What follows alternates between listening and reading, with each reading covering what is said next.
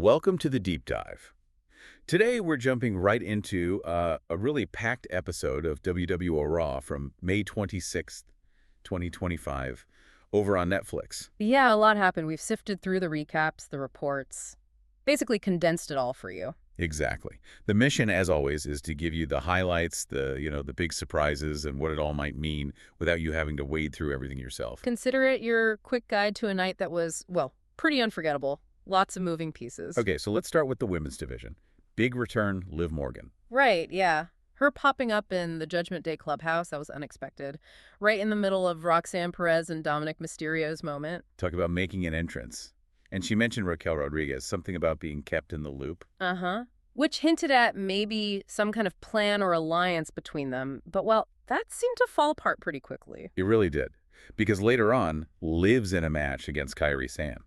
Roxanne Perez tries interfering. Right, classic interference attempt. But then it's Raquel's distraction, supposedly accidental, that actually costs Liv the win. Yeah, and Liv's reaction after, she was not happy. Pointed the finger straight at Raquel. Makes you think, doesn't it? Like, was Roxanne's interference a red herring? Was Raquel's distraction really just a mistake? Or maybe planned. It just throws a whole load of doubt on any potential alliance and, what everyone's real game is. It definitely complicates things over there.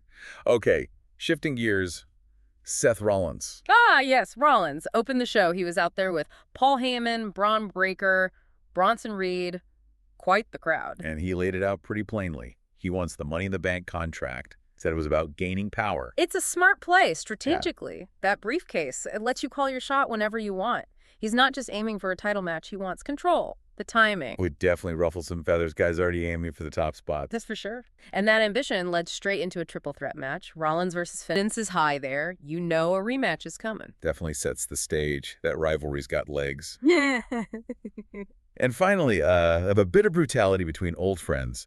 Rusev versus Akira Tozawa. Yeah, that was quick. Yeah. Rusev basically squashed Tozawa. And didn't stop there, right? Kept attacking him after the bell. Exactly, until Sheamus came out to make the save. Sheamus and Rusev, they used to be allies, part of that League of Nations faction years ago. Were.